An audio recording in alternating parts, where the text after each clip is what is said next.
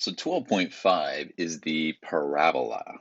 Okay, so parabola is kind of like a hyperbola, only it doesn't have the counterpart to it, right? It's a U-shaped, either going sideways or up and down, but it doesn't have the other side of it, right? So it's just the one half, just the U shape itself. Okay, so what we need to know is horizontal, right? So if it's gonna lead along the x, then we want the x to be kind of isolated by itself, right? So the x over here, and so then the y will be the squared value. If it's vertical, we're gonna have the y by itself over here, and the x will have the squared part on it, right? So those are some things to know. Direction's important.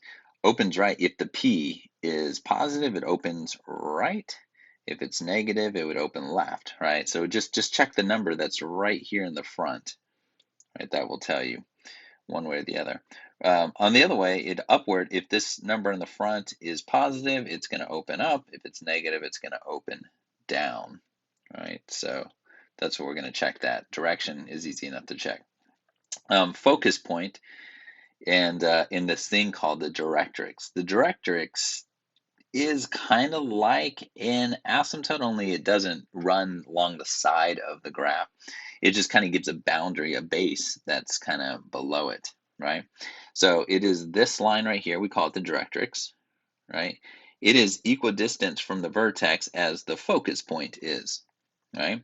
So whatever this distance is to the focus point, that's the same distance to the directrix, right? So really we're just trying to find, hey, how far is this? How far is this? That's the focus point. That's the wrap around the point, I like to call it, right? You put your focus and you wrap around it. Kind of is what this thing looks like here. Again, focus point is like, is this is a satellite dish, right? Hey, here we go. So then as rays come in, boom, they hit and they go right there to the focus. If the ray comes here, boom, it hits and it hits focus, right? It's all about angles and physics and things like that. Okay, so that's really what we're after here. Parabolic shapes there. So let's get after it here. Write an equation in standard form of each parabola. So I'm going to try to keep the formulas up here for a minute while I look at graph number 5. I know it's small right now, way down at the bottom, but I just want to take a look at certain things. Okay, so what we're trying to look at is there a shift of the graph off of 0, right? And so we're talking about the vertex point right here. So it is at 0, 0. So just know that, right? First, and then the next thing, notice that it opens up and down. So we should be looking at this section here. So we know we're going to get y minus a number is equal to 1 over 4 p x minus a number squared. Okay, so now those shifts, it's similar to what we've been doing, right? Similar to what we've been doing, except that we're going to be just looking at there's not both terms are squared, kind of. Okay, so the shift is still 0, 0. There was no shift involved at all. Okay, and then the p.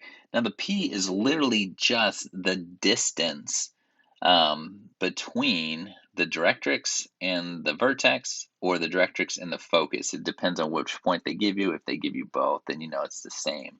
So notice also it opens down, so my p-value is going to have to be negative, right? So let me think p is going to be a negative value. And let's look here and just see what is the distance to the directrix line. Well, it looks like 4, so it's going to be a negative 4. It's literally that. Now, if there was a focus point, that means there must have been a focus point at 4, so I could have gone to the 4. And we're talking distance, so always think about that. Like, how far would it take to get there? And again, if it opens down, it's negative. If it would have opened up, it would be positive. So we're going to take this negative 4 and slide it right in there. And now we're ready to just clean this up. Y equals 1 over negative 16 x squared, right? So there it is, 1 over negative 16x squared. All right, so we're ready to try the next one. Again, I'm going to keep it so I can see that formula up there. I'm looking at number 6. All right, it's opening to the right. So if it's right, left, we're looking at the first column here. So I am thinking x minus some value equals 1 over 4p y minus some value squared. So notice it's just we swap the x and the y because we're going left, right. So this still looks like it's at 0, 0. So let me keep it 0, 0. And then what is my p-value here? So it opens to the right, which means it's going to be a positive. And then how far do we have to go to get from the vertex to directrix? It looks like 2. It says -2, but I don't think of it as the true distance 2. We're going to plug that in here. Let's clean it up. X equals 1 over 8 y squared. Right? Makes sense? That's kind of the deal right there. Okay, so let's go down here. Let's think about equations. The vertex is at 0, 0, and the focus is at 0, 1. So let's just think about what that means, okay? 0, 0, and 0, 1. So I'm going to put the focus point as a point here. Well, obviously, our graph has to wrap around the focus point. So it looks like that. Now, since we went up 1 to get to the focus, we're going to go down 1, and that's where my directrix would be. Okay? So thinking about up, down means that I'm going to have a y minus 0, because the center is 0, 1 over 4 times the p-value. Well, the p-value is the distance, and it's moving up, so it's a positive 1 times x minus 0 squared.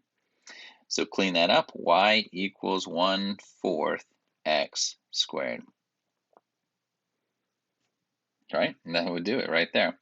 Okay, vertex is at 0, 0 with a focus at -8, 0. So I'm thinking again, vertex. Let me put vertex with a red dot. So it's still at 0, 0, -8. 1, 2, 3, 4, 5, 6, 7, 8 in the negative direction. That is the focus point.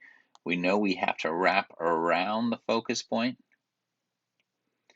And so if we needed to, we could go the other 1, 2, 3, 4, 5, 6, 7, 8. I could put a directrix line here. Okay, and now, since it's going left to right, we're going to have an x minus, well, it's still 0 because we're at 0, 0, 1 over 4 times. Now, think about this. The distance is 8, but it's also opening left, which makes it a -8. And then we're going to go y minus some number, which happens to be 0 squared.